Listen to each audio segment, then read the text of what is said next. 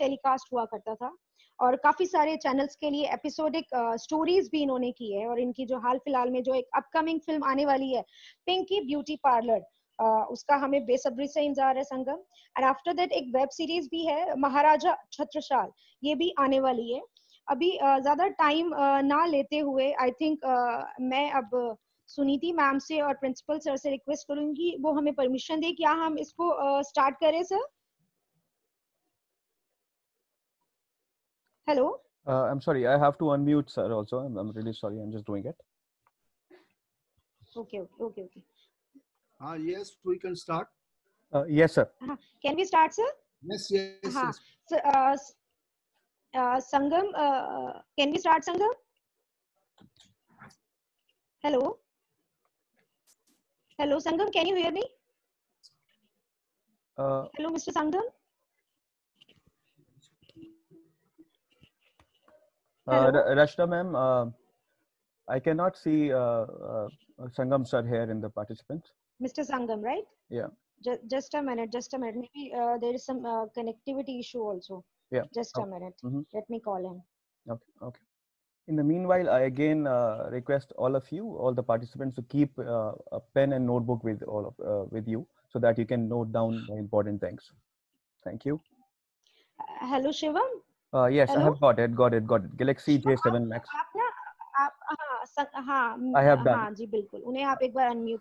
Yes, sir, I have unmuted you. Good afternoon and welcome, sir.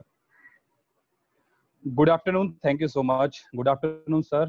Good afternoon, principal sir. Good afternoon, everyone. Hope you all are doing well.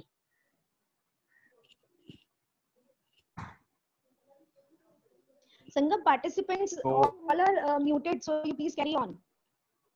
Yes. तो आज का हम session start करते हैं और कोविड-19 का जो इफेक्ट है एंटरटेनमेंट इंडस्ट्री पे, पहला टॉपिक हमारा वही रहेगा।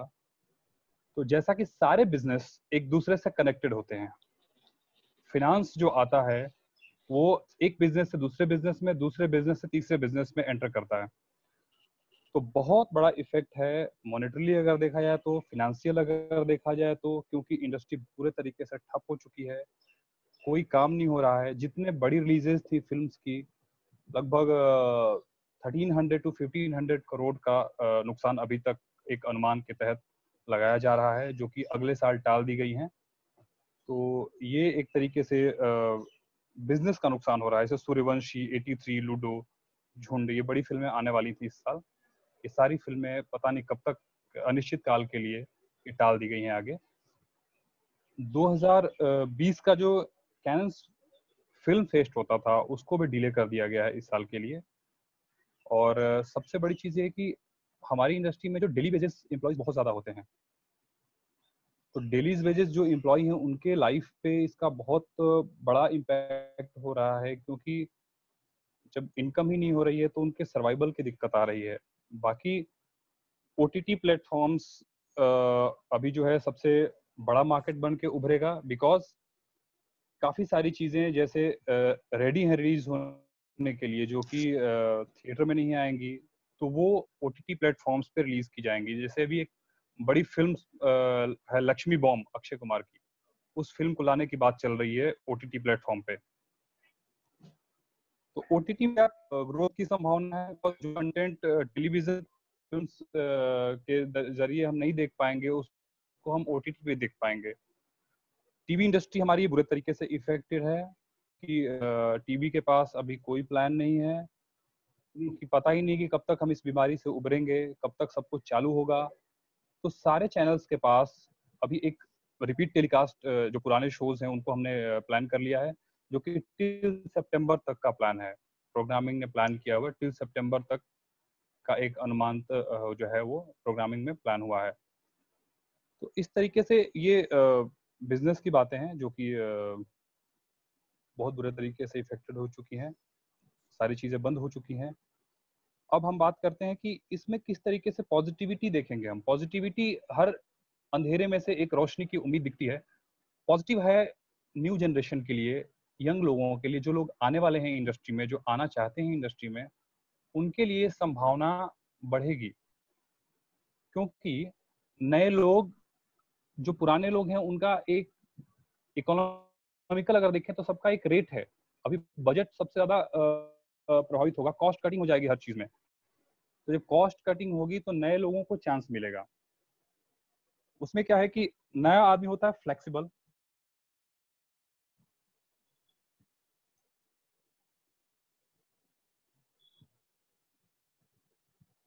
हेलो हेलो, हाँ Sangam, we can hear you, please carry on, carry on, please carry on. Okay. तो जो नए लोग, नई जनरेशन आने वाली है उसके लिए एक पॉजिटिव भी रहेगा इसमें, क्योंकि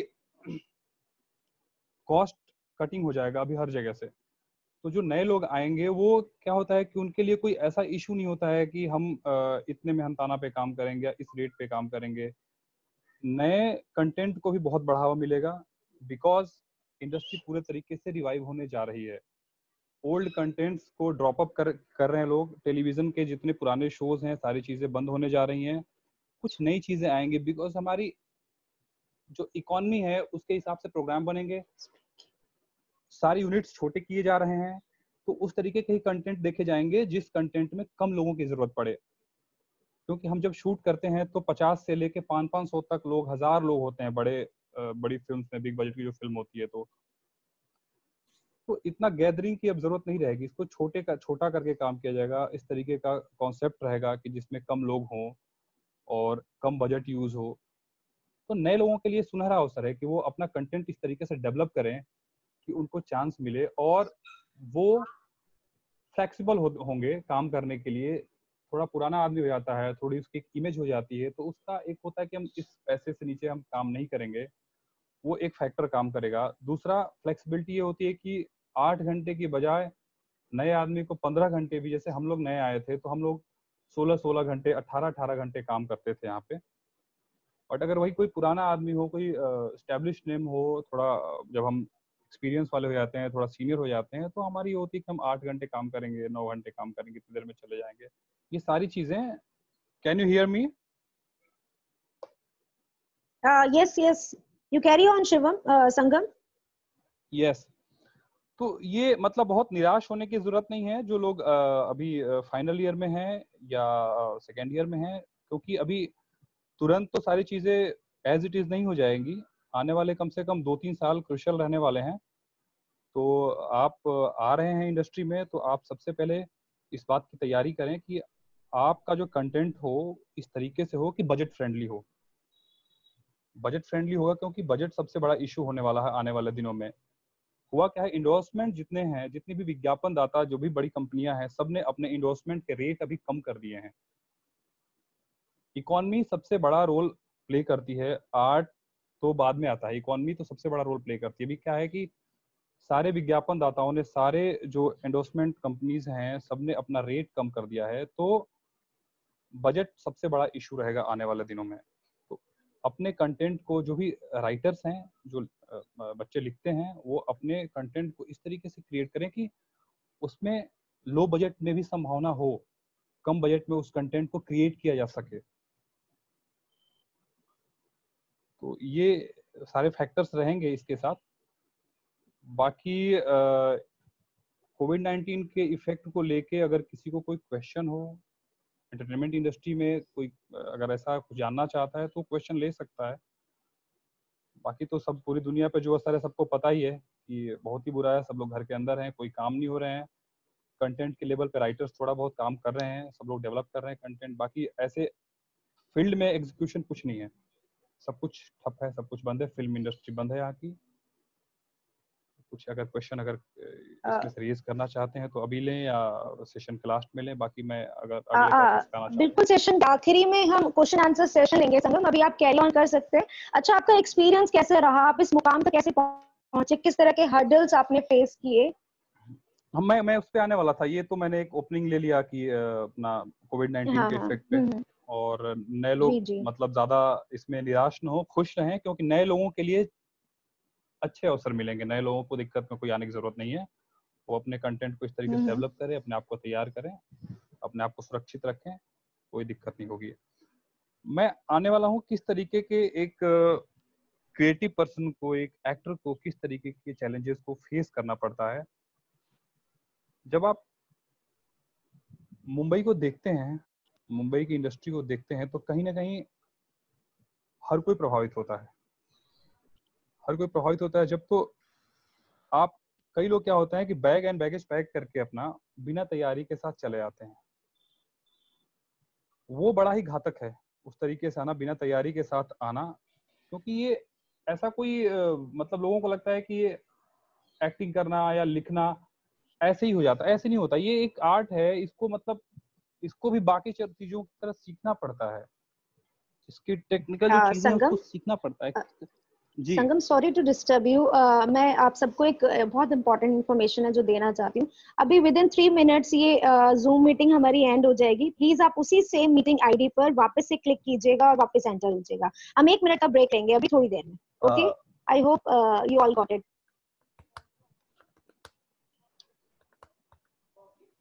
वापस ज्वाइन करते हैं आप सभी को, राइट? इस बात को, आप कभी भी मुंबई आके काम करना चाहें या दिल्ली इंडस्ट्री में, न्यूज मीडिया में या एंटरटेनमेंट मीडिया में जब भी काम करने की सोचें, तो पूरी तैयारी करें आप। कि जब आप ट्रेंड होके जाते हैं ना, तो आपकी वैल्यू अलग होती है कहीं पे भी।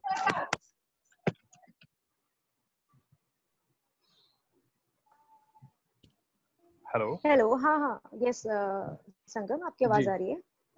हाँ हाँ। तो आप जब यहाँ ट्रेंड होके आते हैं ना इंडस्ट्री में काम करने के लिए, तो आपकी वैल्यू अलग होती है। मैं अपनी बात करूं तो मैंने जब शुरुआत करी अपनी, तो मैं पहले थिएटर गया। मैंने करीब 7-8 सालों तक रंगमंच के साथ काम किया, दिल्ली में थिएटर किया। जो भी हिंदी के बड़े नाम है थिएटर के, उनके साथ काम किया। तो उससे आप क्या होता है, आपकी बॉडी लैंग्वेज, डायलॉग डिलीवरी कैसे करनी है, कॉन्फिडेंस एक चीज होती है, हेजिटेशन कैसे दूर होता है, कॉन्फिडेंस कैसे, वर्ड्स का उच्चारण कैसे होता है। हम आम जिंदगी में शब्द बोलते हैं और एक वही कोई नॉन एक्टर बोलेगा, तो उस शब्द को सुनिए कि क्या अंतर है, किस तरीके से जेहन, जेहन, जमानत, जमानत, श, स, किस तरीके से उर्दू, हिंदी, सबसे ज्यादा काम होता है उर्दू और हिंदी का यूज होता है हमारी इंडस्ट्री में। तो इन लैंग्वेजेस पे आपकी अच्छी पकड़ होनी चाहिए और हिंदी बिल्कुल साफ होनी चाहिए आपकी। आप जब बोलें तो ऐसा नहीं लगे कि किसी स्टेट से आप आते हैं। आपको कैरेक्टर मिलेगा जब, या आप काम करने जाएंगे किसी भी तरीके से, तो आपका डायलेक्ट भले होगा कि आप हरियाणा के हैं तो हरियाणवी लैंग्वेज में बोलेंगे, आप यूपी के हैं तो यूपी डायलेक्ट पकड़ेंगे, बट आपकी जो हिंदी है बिल्कुल ही ऐसी होनी चाहिए कि लगे नहीं कि किसी प्रांत से आप आते हैं। बिल्कुल साफ हिंदी होनी चाहिए आपकी। आप बोलें तो किसी स्टेट को रिप्रेजेंट ना करें आप, क्योंकि जरूरी नहीं है कि आप हरियाणा के हैं या आप यूपी के हैं तो हर बार आपको यूपी या हरियाणा के ही काम मिलेंगे या रोल मिलेंगे, इस तरीके का होता नहीं है। तो इस चीज पे आपको काम करनी होता है, डायलॉग पे, वर्ड्स पे। आपको ज्यादा से ज्यादा पढ़ना है, लिटरेचर, हिस्ट्री पढ़नी है आपको, आपको स्टोरीज पढ़नी है ज्यादा से ज्यादा। आपको अपना इमेजिनेशन का जो पावर है, जो थॉट प्रोसेस है, आपको उसको बहुत स्ट्रॉन्ग करना है। जितना सोच सकते हैं सोचिए, जितना सोच सकते हैं, मतलब किसी भी चीज को लेके इमेजिन कीजिए। आप बैठे बैठे अपने सोच के दायरे में बैठे बैठे आप महल के एक राजा भी हो सकते हैं, एक फौज के एक सिपाही भी हो सकते हैं बैठे बैठे इमेजिनेशन में। तो ये सारे थॉट प्रोसेस बहुत काम करते हैं। आप जब यहाँ पे काम करने आएंगे या थिएटर में काम करेंगे, तो ये सारे थॉट प्रोसेस का गेम है। आपको सोच के अपने आप को पहले इंटरनल तैयारी करनी पड़ती है। इंटरनल जब तैयार होंगे तो आप फ्रंट दिखेंगे, सामने दिखेगा आपका। जब इनर चलेगा तो आउटर दिखेगा आपका। तो हम लोग भी जब आए तो सारी कठिनाइयां थी, सारी चीजें फेस करनी पड़ी, लेकिन सीखा, ट्रेनिंग लिया, अच्छे टीचर्स के साथ काम किया। उसके बाद जब आप मुंबई आते हैं तो आपके साथ दिक्कत ये नहीं कि आप सरवाइव कैसे करते हैं मुंबई में आके, क्योंकि ये महंगा शहर है। आप सर्वाइवल की दिक्कत वो नहीं है। दिक्कत ये है कि आप उस सर्वाइवल के दिनों में, आप उस स्ट्रगल के दिनों में आप अपने आप को मेंटली, फिजिकली कैसे फिट रखते हैं। क्योंकि जब आप मेंटली फिट होंगे तो ही आप किसी भी आर्ट का क्रिएशन कर पाएंगे। या तो लिख सकते हैं, या एक्ट करना होगा तो एक्ट कर पाएंगे, या डायरेक्ट कर पाएंगे। अगर आप मेंटली इल हो गए, बॉडीली इल हो गए, फिजिकली इल हो गए, तो आप कोई भी चीज अच्छे से परफॉर्म नहीं कर पाएंगे। तो सबसे पहले आपको अपना ख्याल रखना है। जितना हो सके आपको अपनी पर्सनालिटी को निखारना है। लिख रहे हैं तो अपनी लेखनी को, अपनी जो चीजें हैं जो लिखते हैं आप, उसको उतना ही निखारना है, उतने अच्छे सुंदर शब्दों को लाना है। धीरे धीरे धीरे करके स्टार्टिंग के डेज में आप जैसे लिखे नॉर्मल वर्ड्स के साथ, धीरे धीरे धीरे धीरे करके आप में अच्छे वर्ड्स डालने हैं उसमें। उसके लिए आपको लिटरेचर पढ़ना पड़ेगा, अच्छे लोगों को पढ़ना पड़ेगा, हिंदी साहित्य को पढ़ना पड़ेगा। उसको पढ़ने से आपकी लिखने की क्षमता, आपके परफॉर्म करने की क्षमता, आपकी सोचने की क्षमता, सब कुछ डेवलप होगी। हम देखते हैं, देखना इज डिफरेंट पार्ट।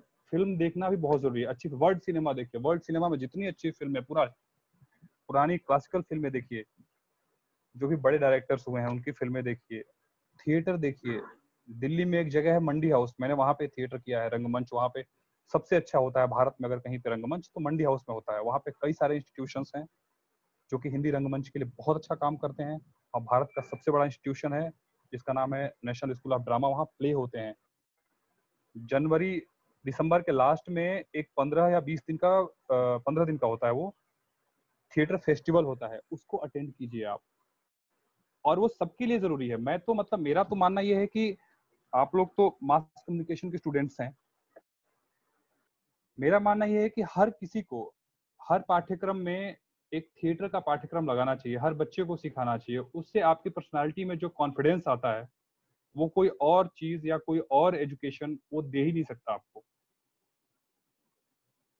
आप जाके वहां पे आप 10 दिन 5 दिन के जो थिएटर फेस्टिवल में आप प्लेस देखिए, पूरे भारतवर्ष से नहीं, वहां पे ऑल ओवर वर्ल्ड के थिएटर ग्रुप्स आते हैं। वहां पे आप उनके परफॉर्मेंस देखिए, किस तरीके से परफॉर्म करते हैं, किस तरीके से कैरेक्टर की तैयारियां होती हैं, उसको वो आगे जाके बहुत डीप एनालिसिस है ये तो। पर आपको स्टार्टिंग के दौर में ऐसा करना पड़ेगा।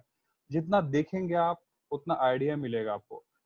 एक बच्चा जब स्टार्ट करता है क्रिकेट खेलना तो किसी न किसी को देखता है कि सचिन तेंदुलकर ऐसे बल्ला पकड़ा है, तो हमें भी ऐसे बल्ला पकड़ना है। इतना आइडिया तो लग ही जाता है कि किस तरीके से डायलॉग बोलना होता है, स्टेज पे खड़े कैसे होते हैं, कॉन्फिडेंस किसको बोलते हैं। और जैसे स्टेज पे आप खड़े होते हैं वैसे ही लाइफ में भी वो चीजें काम करती है आपकी।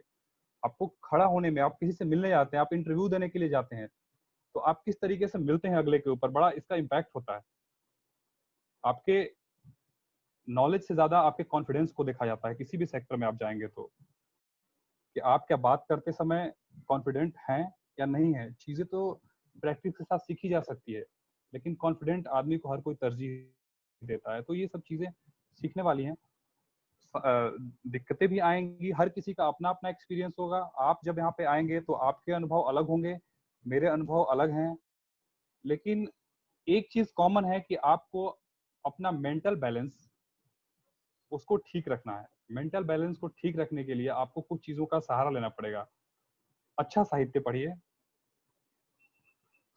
और अपने जो रिलेशंस हैं, सबसे सब जो रिलेशन है उसको अच्छे से निभाइए। जैसे आपके मदर के साथ, आपके फादर के साथ, ये बहुत डेली रूटीन की चीजें हैं जिसको हमने अपने थिएटर में सीखा है। इसको मैं शेयर करता हूँ आप लोगों के साथ।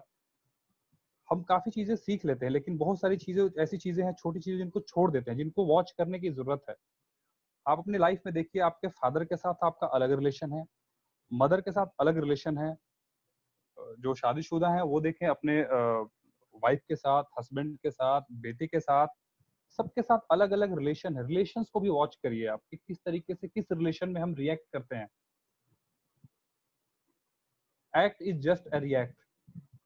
एक्टिंग बस रिएक्शन का गेम है। आप एक्टिंग में या लिखेंगे भी तो इमोशन कैसे लिखेंगे आप? आपने अगर फील नहीं किया है मदर के साथ अपना रिलेशन, अपने फादर के साथ, वो लिखेंगे कैसे? वो लिखने में आपके वो इमोशन ही आएंगे। प्रेमचंद जी को पढ़िए, किस तरीके से उन्होंने पुराने भारत को, ग्रामीण जिंदगी को किस तरीके से उन्होंने अपनी कहानियों में जिंदा कर दिया है बिल्कुल, अगर आप उनको पढ़ेंगे तो। क्योंकि वो अनुभव है, उन्होंने जिया है उस जिंदगी को। अगर मैं हरियाणा में जाकर रहा नहीं हूँ फरीदाबाद में, तो फरीदाबाद की जिंदगी को मैं जीवंत नहीं कर पाऊंगा, मैं आर्टिफिशियल लाइफ वहां की दिखा पाऊंगा। इसीलिए जैसे जो बड़े सिनेमा होते हैं जिनमें तैयारी करवाने के लिए राइटर्स को, डायरेक्टर को, एक्टर को, वो लोग उस माहौल में जाके बोलते हैं कि आप जी के आओ उस परिस्थिति को। एक फिल्म कास्ट अवे करके एक फिल्म है बॉलीवुड, आप लोग उसको देखना। उस फिल्म में आप देखेंगे चेंज ओवर कैसे उस फिल्म में एक ही एक्टर मतलब हट्टा कट्टा फंस जाता हुआ एक्टर कहीं पे जाके उस फिल्म को देखेंगे तो आप कास्ट अवे नाम है, नोट कर लें आप नाम, उस फिल्म को देखें किस तरीके से परफॉर्मेंस और किस तरीके से डायरेक्शन और किस तरीके से राइटिंग में डिटेल हुआ उस फिल्म के।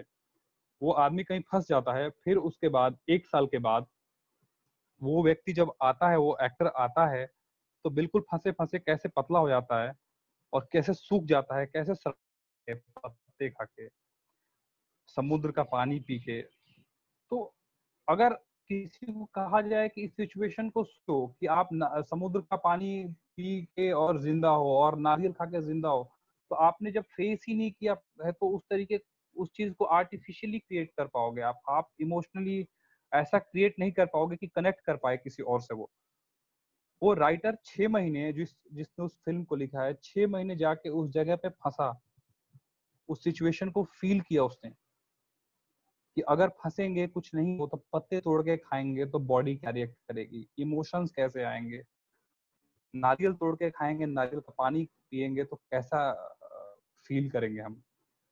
तो ये डीप लेवल की चीज है। तो इसलिए इस इंडस्ट्री में आने वाले हर व्यक्ति को सब हर चीज को मैन्युटली देखना पड़ेगा, वॉच करना पड़ेगा।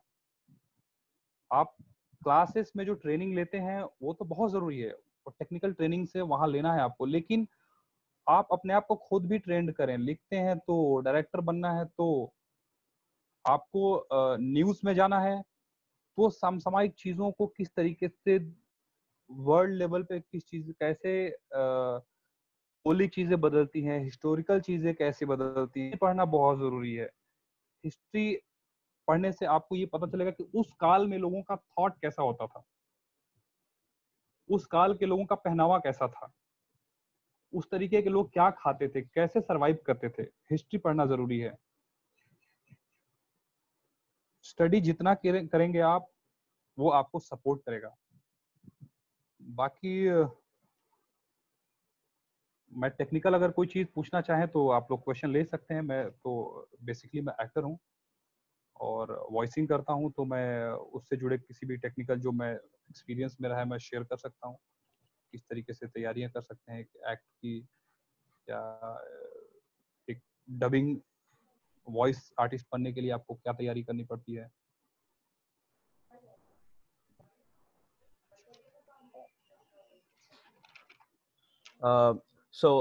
I request all the participants, you can raise your questions in the chat box, because if I unmute all of you, then it will be difficult and there will be a lot of disturbance.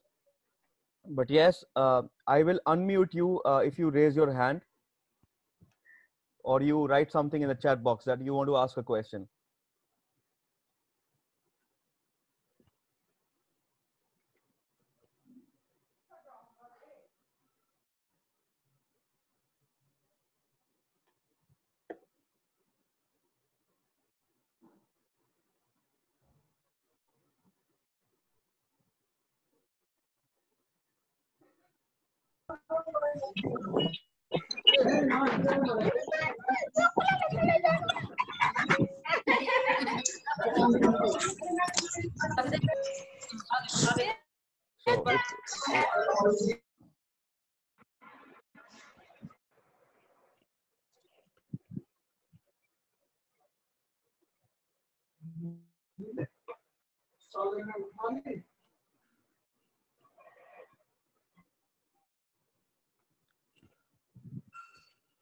Yes,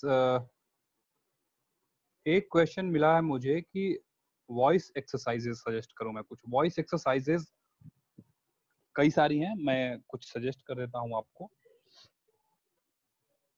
सबसे बेहतर exercise जो है वो ये है कि आप ओम का उच्चारण करें। ओम का, जब हम वॉइस आर्टिस्ट बनते हैं या एक्ट करते हैं या डबिंग करते हैं तो वॉइस हमारा सबसे एक्स फैक्टर होता है किसी भी आर्टिस्ट के लिए। जितनी अच्छी आवाज होगी, इवन आर्टिस्ट के लिए ही नहीं, आप किसी भी सेक्टर में जाते हैं, जिसकी अच्छी आवाज है वो आदमी तुरंत प्रभावित करता है।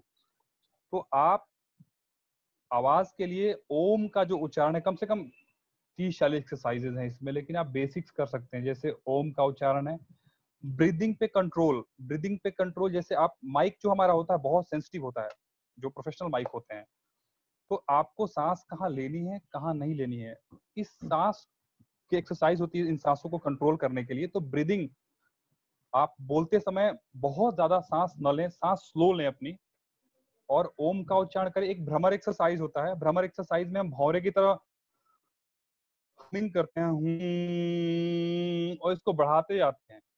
आप करके थोड़ी देर देखेंगे अगर, तो आप नीचे से ऊपर तक का जो है वाइब्रेट हो जाएगा वो पार्ट आपका।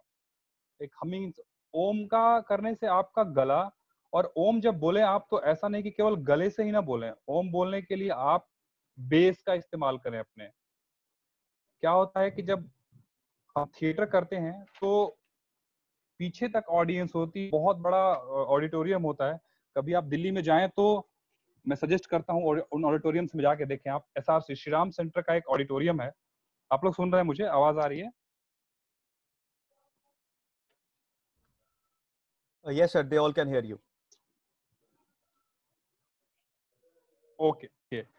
तो आप श्री राम सेंटर में जाइए, आप श्री राम सेंटर का ऑडिटोरियम है, आप बहुत बड़ा ऑडिटोरियम है। आप तो एक एक्ट करता है, अब तो काफी चीजें टेक्निकल आ गई हैं, बट फिर भी जब आप एक्ट करते हैं तो आपको ये ध्यान रखना पड़ता है कि पिछले रो में बैठे हुए व्यक्ति के पास भी, उस पर्सन के पास भी आपकी वॉइस पहुंचनी चाहिए विथ वेरिएशन। जैसे मैं बोल रहा हूँ कि महाराज आपके आते ही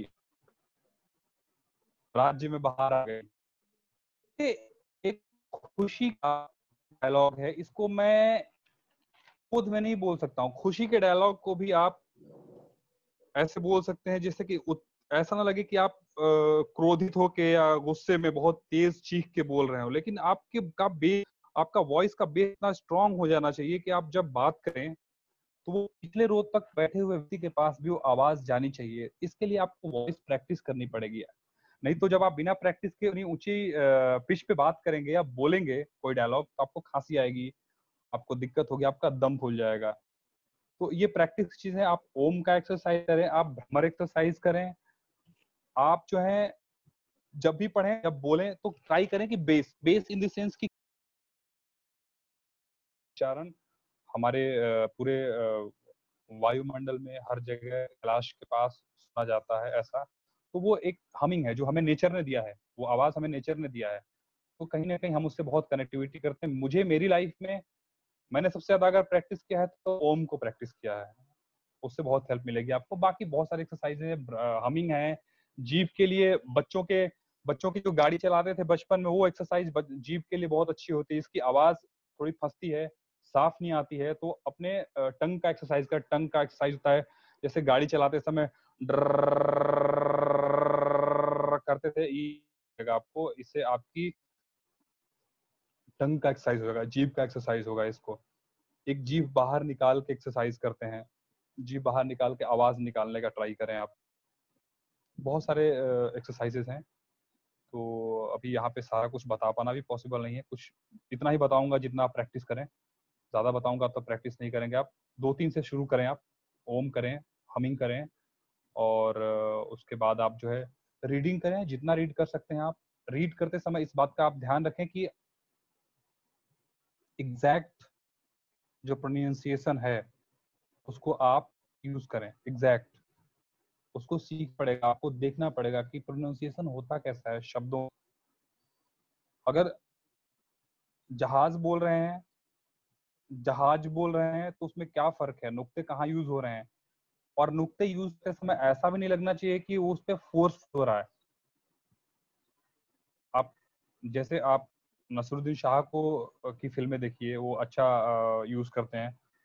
टॉम ऑल्टर की फिल्में देख पाए आप, टॉम ऑल्टर के कुछ चीजों को सुन पाए आप, तो टॉम ऑल्टर को सुने आप। टॉम ऑल्टर बाहर के एक्टर थे, हमारे इंडिया में आके उन्होंने काफी टाइम तक काम किया थिएटर में और उन चीजों में। वो उर्दू बहुत अच्छी बोलते थे, हिंदी भी बहुत अच्छी बोलते थे। तो आप उसको स्मूथली बोलते टाइम ऐसा होना कि क्वेश्चंस और हैं क्या? एक सेकंड में देखता हूँ।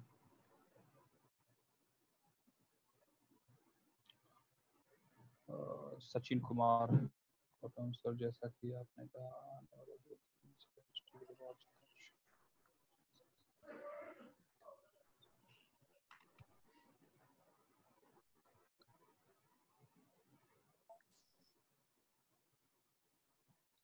सचिन आपका क्वेश्चन है